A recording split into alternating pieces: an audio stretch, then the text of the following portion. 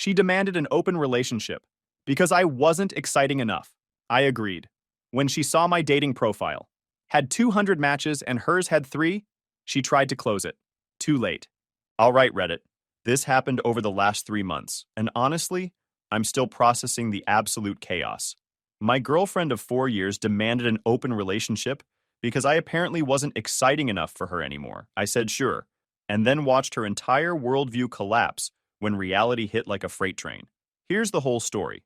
And trust me, it gets good.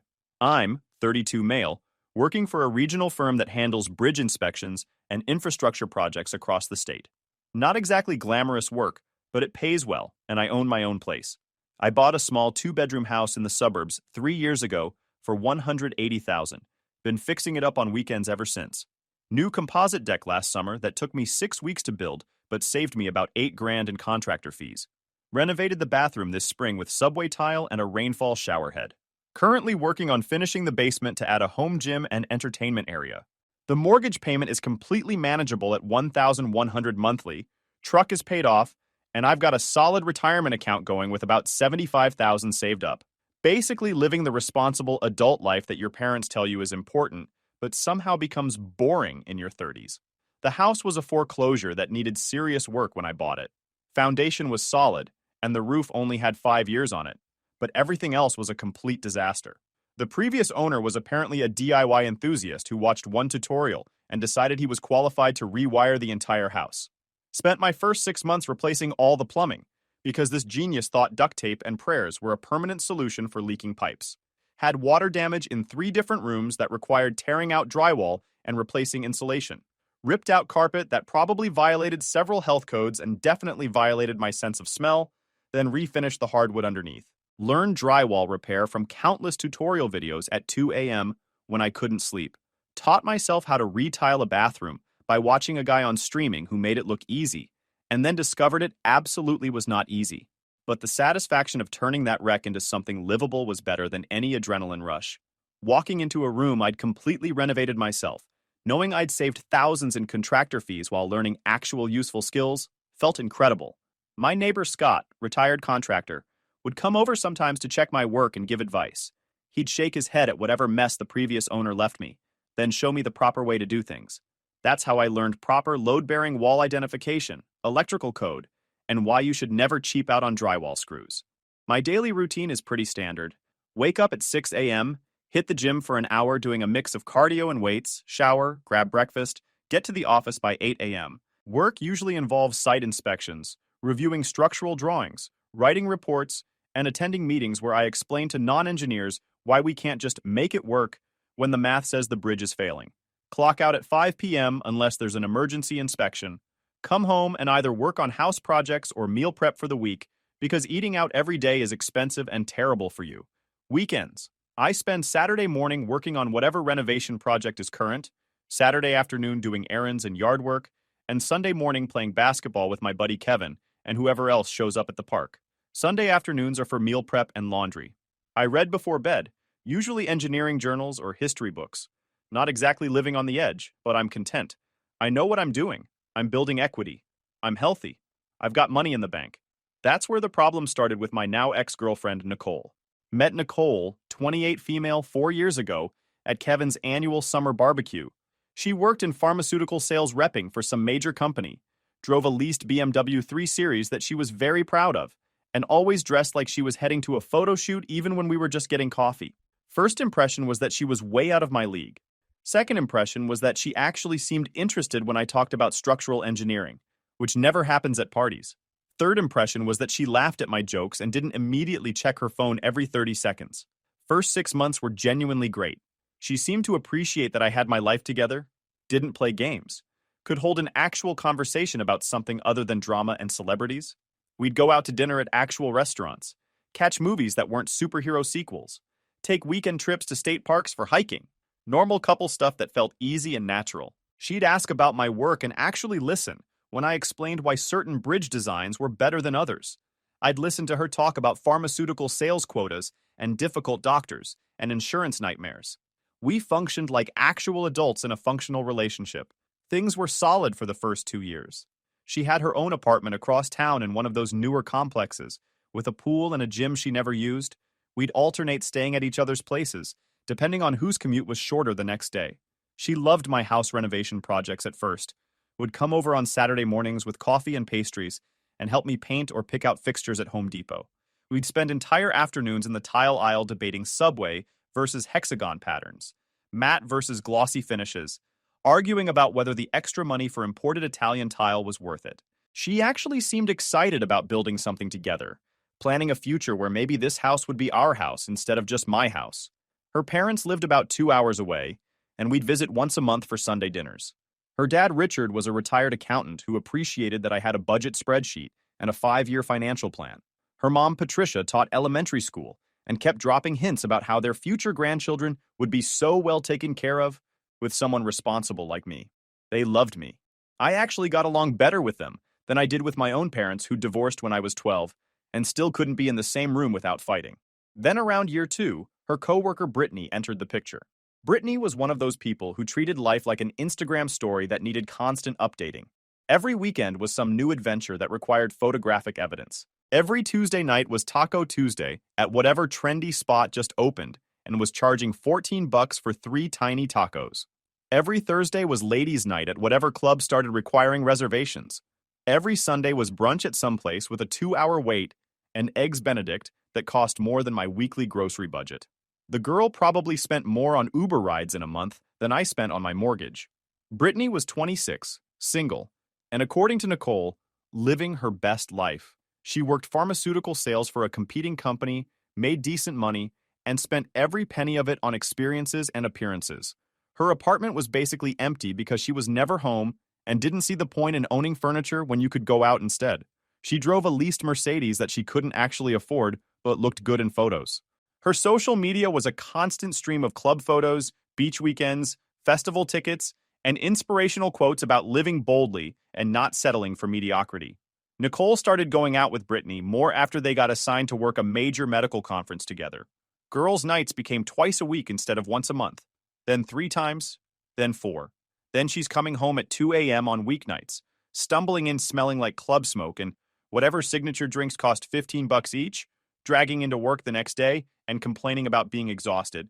I didn't care about her going out and having fun, but the constant complaining about being tired while simultaneously planning the next outing got old really fast. I'd suggest maybe cutting back to once or twice a week, getting some actual sleep, saving some money. She'd act like I was suggesting she join a monastery and take a vow of silence. I'm young, I should be having fun, not sitting at home every night like I'm retired, she'd say, completely ignoring that I wasn't saying never go out. Just maybe don't go out every single night and then complain about being tired. Around year 3, the comments started getting pointed. We never do anything spontaneous anymore. When's the last time we went somewhere exciting? You're always working on the house. Don't you want to actually live life instead of just maintaining it? I'd point out we just went to that Italian place she wanted to try last week, or we'd literally just booked tickets to visit my brother in Denver next month for a long weekend, or we'd done that wine tasting tour she found on Groupon 2 weeks ago. Didn't matter. Nothing was ever exciting enough. Exciting apparently required being unplanned, expensive, and preferably involving other people taking photos for social media. The real kicker was when she started comparing me to Brittany's boyfriend, Chase. Dude worked in sales for some startup, drove a Porsche he definitely couldn't afford, and was always posting about bottle service at clubs or last-minute trips to Vegas. Chase surprised Brittany with tickets to Cabo last week, just randomly booked them. Chase takes Brittany to this amazing rooftop bar every Friday. They have like 15 specialty cocktails. Chase is taking Brittany skydiving next weekend. When's the last time we did something adventurous? I finally asked her straight up, do you want to be with Chase? Because it sounds like you want to be with Chase. No, I just wish you'd put in more effort. Be more exciting. Take risks sometimes. I took a risk buying a house that needed 2 years of work to be livable. I take calculated risks with our finances so we can actually retire someday. What kind of risks are we talking about? She couldn't answer. Just went quiet and scrolled Instagram. This went on for months. I'd plan date nights and she'd complain we were going to the same restaurants. I'd suggest hiking or a weekend road trip and she'd say it wasn't exciting enough. Meanwhile, Brittany's posting stories from some new club every weekend, and Nicole's eating it up like gospel. 6 weeks ago, things finally came to a head. It was a Saturday afternoon, and I'm down in the basement working on installing new shelving units I'd built from plans I found online. These weren't cheap prefab particle board things from a big box store. These were solid pine with proper joinery that would actually hold weight. I was in the zone, measuring twice and cutting once like Scott taught me, focused on getting the spacing perfect so everything would be level. Nicole comes down the stairs, sits on my workbench right on top of the blueprints I'd laid out, and drops the conversation bomb. I've been thinking about our relationship. I set down my drill and turned to look at her. She was wearing one of those expensive workout sets that cost more than my weekly food budget, but had clearly never seen the inside of a gym. Fresh manicure, hair perfectly done, makeup on even though we had zero plans. This was her serious conversation outfit. Okay, I said, already knowing this wasn't going to be good. I love you, but I feel like we're stuck in a rut. We're too young to be this settled. I'm only 28, and I feel like my life is already over. We're in our 30s. This is what being an adult looks like. We have stability. We're building something. That's exactly what I mean, though. You're content with boring. I want more from life. I want experiences, adventures, growth. I grabbed a shop rag and wiped sawdust off my hands, buying time to process where this was going. What kind of experiences are we talking about? She hesitated, bit her lip in that way she does when she's about to say something she knows I won't like. Brittany's been talking about how some of her friends have open relationships. It lets them experience new things, meet new people, explore their options while still maintaining their primary partnership. I actually laughed. Couldn't help it. Of all the things I expected her to say, that wasn't remotely on the list. You want an open relationship. I want us to explore our options, meet new people, have new experiences. We can still come home to each other at the end of the day. It takes the pressure off trying to be everything for each other. So you want to hook up with other people while dating me. It's not about hooking up. It's about growth and excitement and not feeling like my life is over before it even really started. She was getting defensive now, voice rising slightly. Brittany and Chase have been doing it for 3 months, and they're happier than ever. It takes the pressure off. You don't have to be everything for me. I don't have to be everything for you. We can experience life and then come back together stronger. I put my tools away carefully, lined them up in their proper places in my tool chest, used the time to think, set down my tape measure, coiled up the extension cord, hung up my safety glasses. She sat there watching me with this expression that was half hopeful, half guilty, like she knew exactly what she was asking, but hoped I'd be too nice to call it out. When did you decide this? We talked about it last week at Brittany's birthday thing. The birthday thing I couldn't go to because I was working late on that emergency bridge inspection? Yeah. So while I was working overtime to make sure a bridge doesn't collapse, you were planning our open relationship with Brittany. She got defensive. Don't make it sound like that. I'm trying to save our relationship. You're not exciting enough for me anymore. This way we both get what we need. Not exciting enough? 4 years, and I'm not exciting enough. I should have been angry. Should have yelled, thrown her out, ended it right there. But I felt this weird calm wash over me. Like everything suddenly made perfect sense. Okay, I said. She blinked. Okay? Sure. Open relationship. Let's do it. Really? She actually looked shocked. Yeah, you're right. We should both explore our options. Meet new people. See what else is out there. She started smiling. Oh my God, I'm so glad you're being mature about this. Brittany said you'd probably freak out. Nope. Makes total sense. We'll set some ground rules, though. We spent the next hour hammering out the rules. No overnight stays with other people. Always practice safe activities. Keep it discreet. Don't bring anyone to each other's places. Basic open relationship stuff, apparently. The whole time she's texting Brittany, getting more and more excited, talking about how this will revitalize our relationship and make us appreciate each other more. I nodded along, already planning my next moves. She left that night to stay at her apartment, practically skipping to her car. I watched her drive away, cracked my knuckles, and opened my laptop. Look, I'm not naive. I knew exactly what open relationship meant in this scenario. Nicole wanted permission to hook up with whoever caught her eye at the clubs Brittany dragged her to 3 nights a week, while knowing I'd be home working on the house, available whenever she got bored of the excitement. Safe, stable, boring me, holding down the fort while she lived her best life. What she didn't consider, what she couldn't have possibly predicted, was that maybe I'd actually participate in this open relationship thing. I spent the next 3 hours creating dating profiles. Not on some random app I'd never heard of, but on the ones I knew actually worked based on Kevin's stories from his single days before he met Jenna. Used recent photos. One from Sunday basketball where I actually looked athletic instead of like an engineer hunched over blueprints. One from my company's annual dinner where I'd cleaned up nice in a suit and tie, one working on my deck project showing I could handle tools and wasn't afraid of manual labor, added one of me in my truck, because apparently that matters to some people.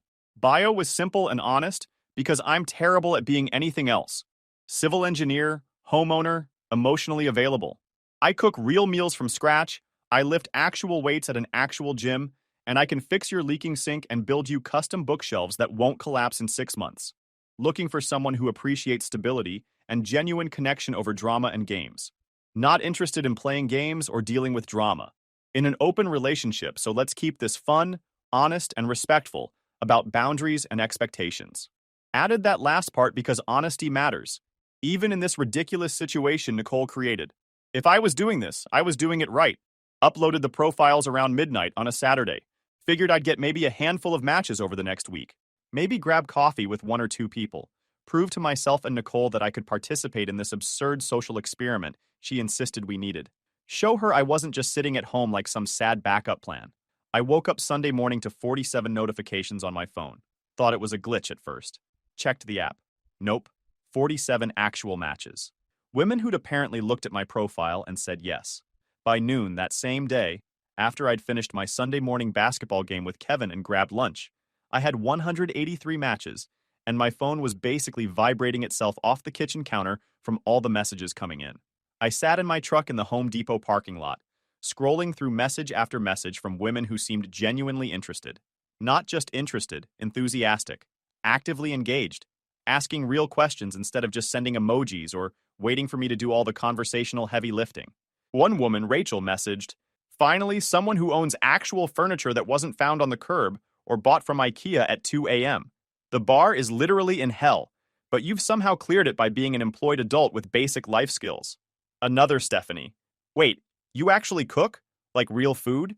Not just ramen and frozen pizza?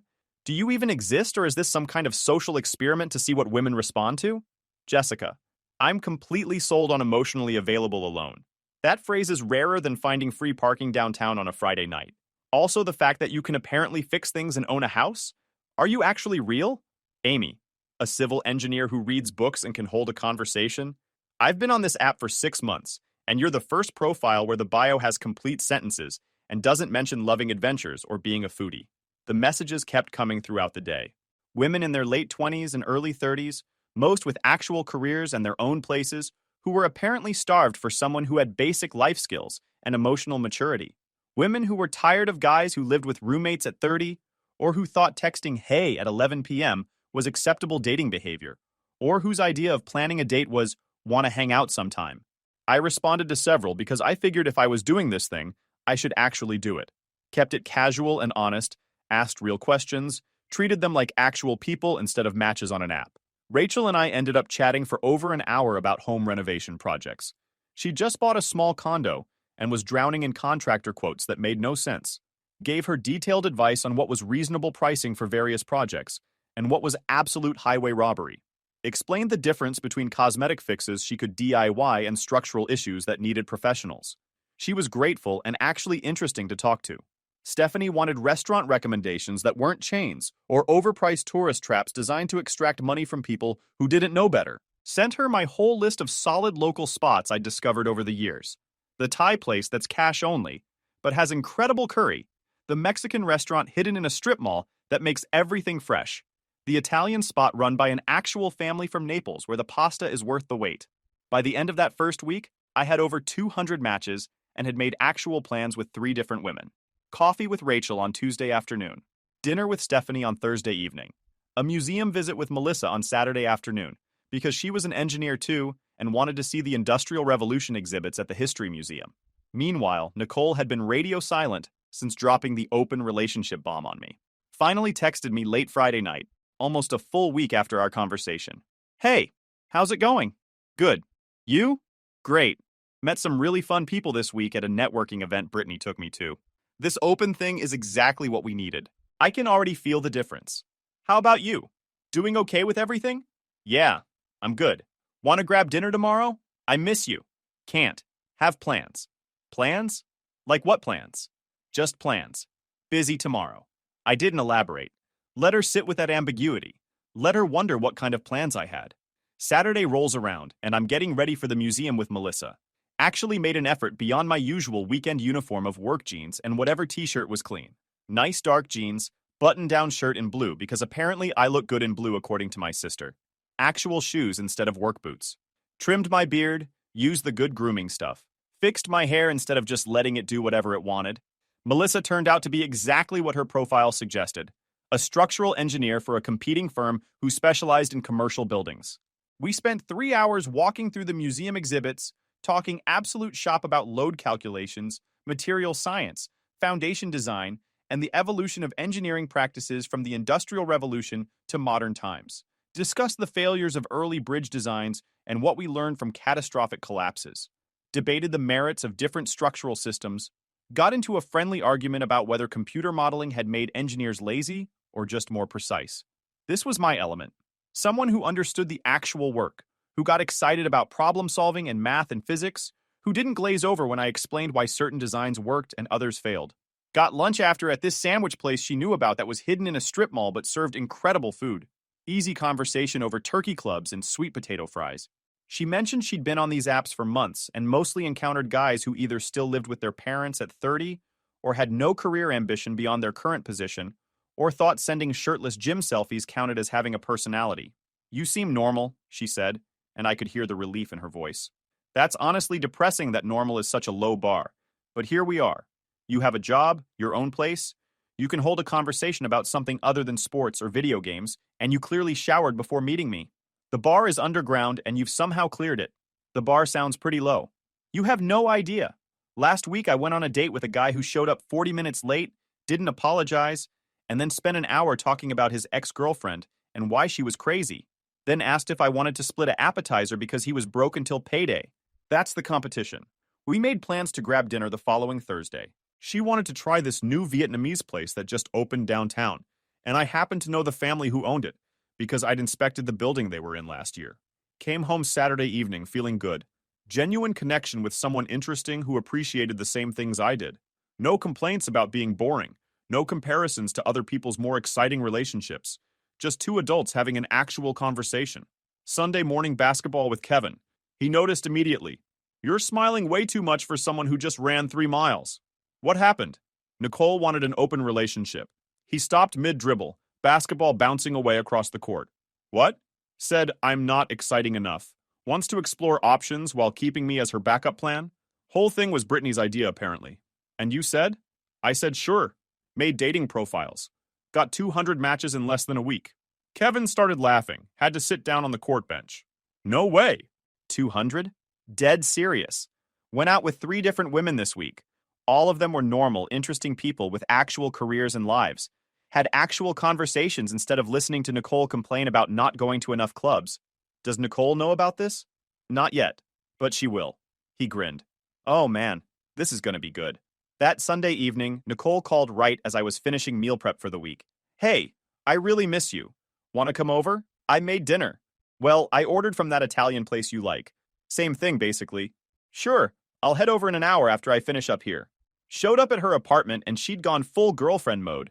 Had the food plated nicely instead of just eating from containers, lit candles on her dining table, put on that jazz playlist I used to like, dimmed the lights.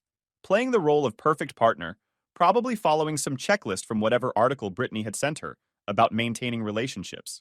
We're eating pasta when she starts asking about my week in that casual way that's clearly not casual at all.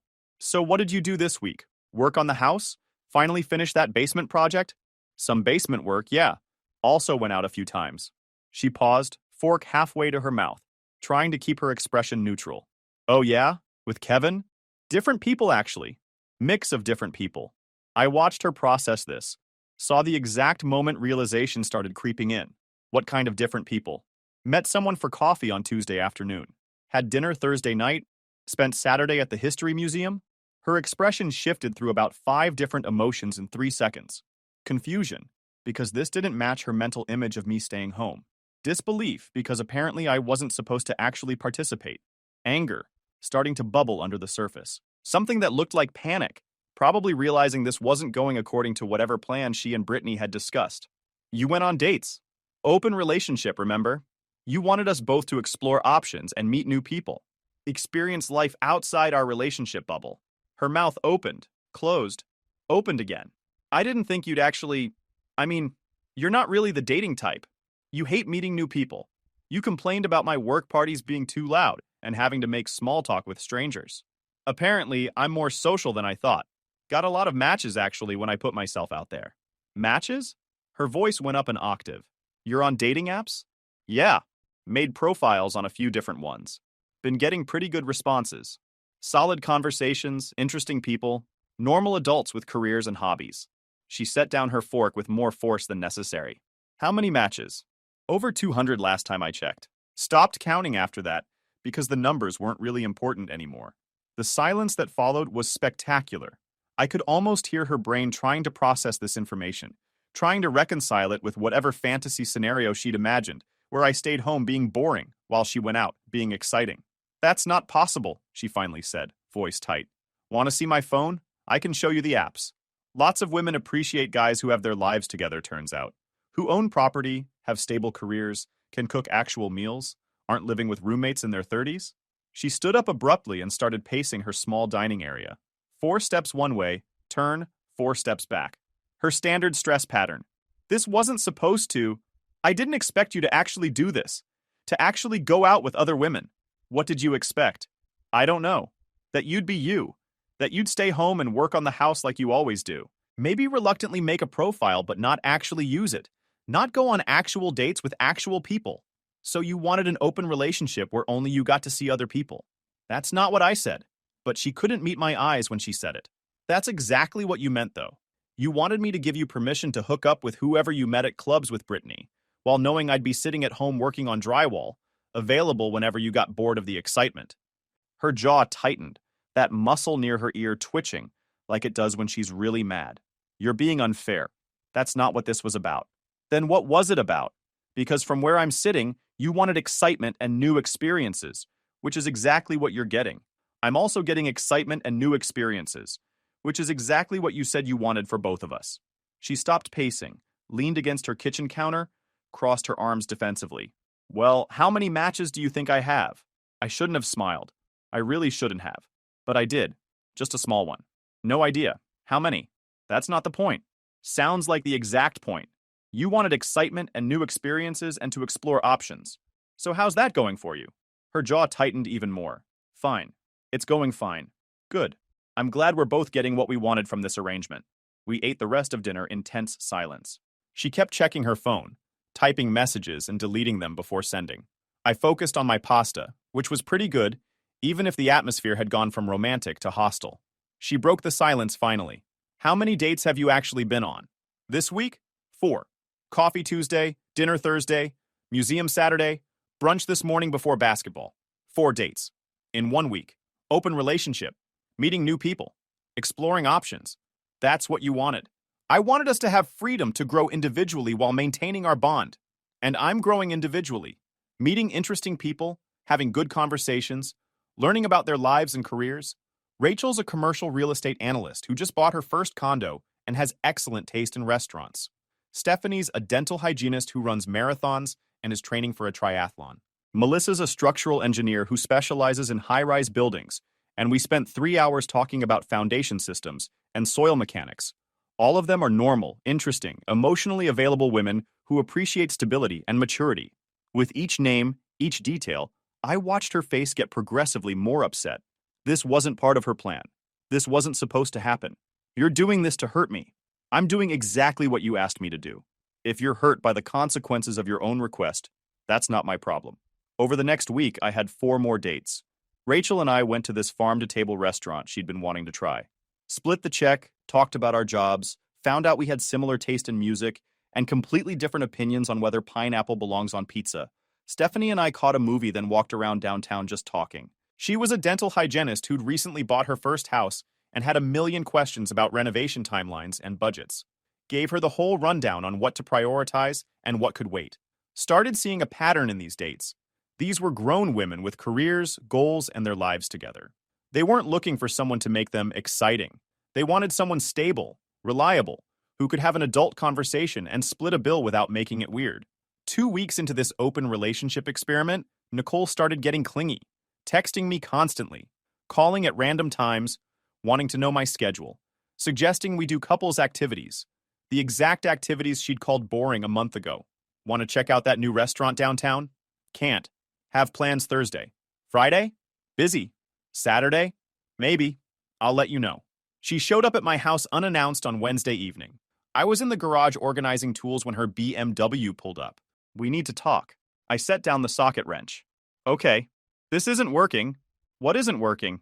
This whole open relationship thing. It's not what I expected. How so? She struggled for words.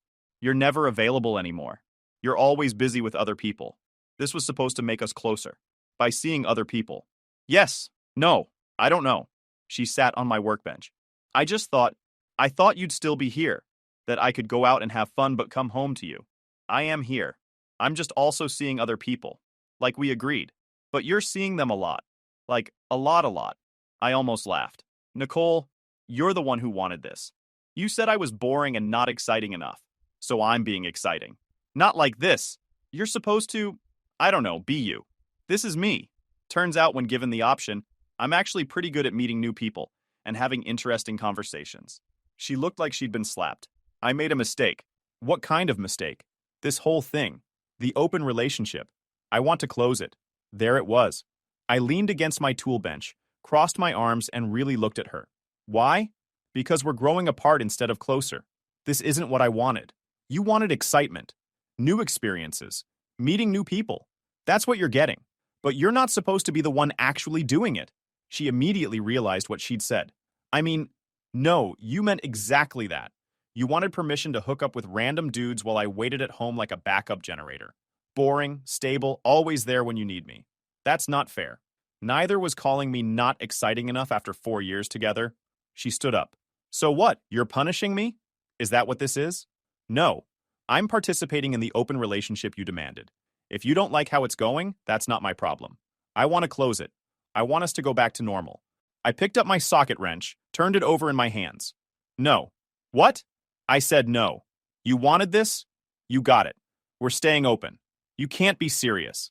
Dead serious. You spent months complaining about how boring I was, how we needed excitement, how you wanted to explore options. Well, I'm exploring, and I'm finding out there are a lot of quality women who appreciate what I bring to the table. So you're just going to keep dating other people? That was the agreement. Her face went red. This is ridiculous. I made a mistake. I'm admitting it.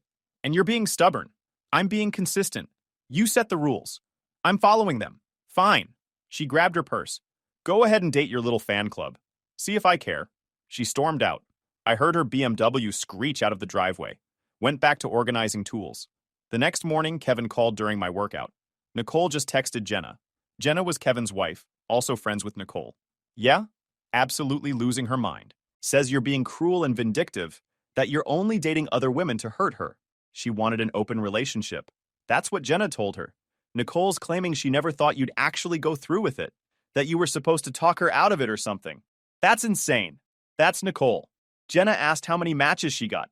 Want to guess? No idea. 3. Total. Over 2 weeks. I actually stopped mid-rep on the bench press. 3? Yep. And according to Nicole's tearful confession, all 3 were not her type. Translation, they probably wanted to actually date her instead of just taking her to clubs. The pieces fell into place. Nicole expected to have guys lining up while I stayed home alone. Instead, I had 200+ matches and 3 successful dates, while she got barely any attention from the kind of guys she actually wanted. Reality had hit her like a freight train. What are you going to do? Kevin asked. Keep doing exactly what I'm doing. That weekend, I had 2 dates lined up. Saturday brunch with Rachel. We'd been seeing each other pretty regularly and actually clicked really well. Sunday afternoon coffee with a woman named Patricia who taught high school physics and apparently loved talking about infrastructure engineering as much as I did. Saturday morning, Nicole called. I let it go to voicemail. Tried again an hour later. Voicemail. Texted. Please call me. We need to talk. Didn't respond. She showed up at my house Saturday evening. I was getting ready for dinner when the doorbell rang. Opened the door to find Nicole in full crisis mode. Makeup running, red eyes, the works. Can I come in? Stepped aside. She walked to the living room and collapsed on my couch. I messed up. I messed up so bad. I sat in the recliner across from her. Said nothing. This whole thing was stupid. I got caught up in what Brittany was doing, and I don't know what I thought. That having options would make me feel better about us. And did it? No, it made everything worse. Nobody wants to actually date me. They just want to hang out at clubs and hook up. I thought I'd meet interesting people, but everyone's so shallow. Interesting. She looked up. I know you're angry. You have every right to be. But I'm asking you to close the relationship. Let's go back to how things were. Why would I want that? Because we're good together. We have history. We know each other. These random people don't mean anything. They mean something to me. More than I do. I leaned forward. Nicole, you told me I wasn't exciting enough, that I was boring, that you needed more. So I gave you more. I gave you exactly what you asked for. I was wrong. I see that now. You're not boring.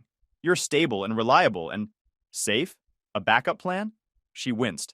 That's not what I meant. That's exactly what you meant. You wanted to have your exciting adventures while keeping safe. Stable me on the back burner for when the excitement wore off. So what?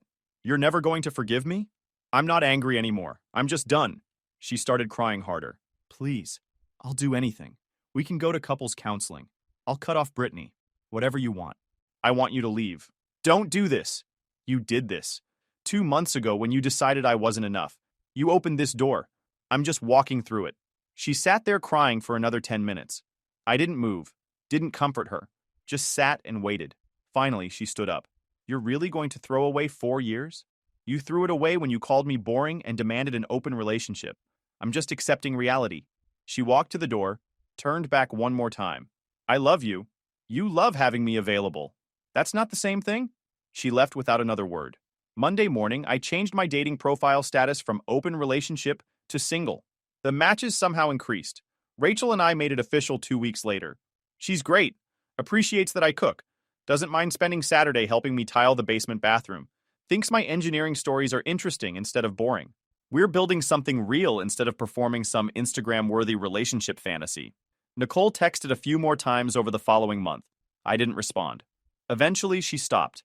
Ran into Brittany at the grocery store last week. She tried to lecture me about breaking Nicole's heart and how I was supposed to be the mature one. I just smiled. She got exactly what she asked for. Tell her I said good luck finding someone exciting. Left her standing there in the produce section. Last I heard through Kevin's wife, Nicole and Brittany had a massive falling out. Apparently, Nicole blamed Brittany for the whole open relationship disaster. Brittany blamed Nicole for being too clingy when the plan backfired. Their friendship imploded. Chase and Brittany broke up too. Turns out their open relationship wasn't working either.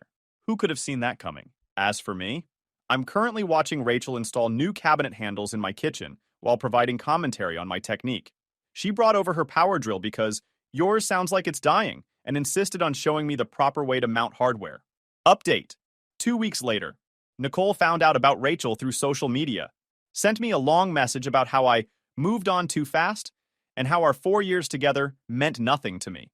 I responded, you demanded an open relationship because I wasn't exciting enough. I found someone who thinks I'm exciting exactly as I am. That's not moving on too fast. That's accepting what you already told me. We weren't compatible. She blocked me after that. Rachel asked if I was okay. I showed her the messages. She's mad that you're happy, Rachel said. That's not your problem anymore. She's right. I spent 4 years trying to be exciting enough for someone who would never be satisfied. Now I'm spending my time with someone who doesn't need me to be anything other than myself. Nicole wanted an adventure. She got one. I wanted a partnership. I found one. Turns out we both got what we needed, just not with each other.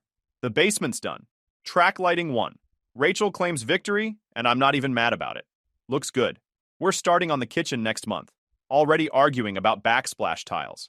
This is my exciting life now, and I wouldn't change a thing. Guys, we are so close to hit 100,000 subscribers on this channel. If you are not subscribed to the channel, please consider subscribing. It really helps hit that 100,000 mark. Thanks for making this dream come true.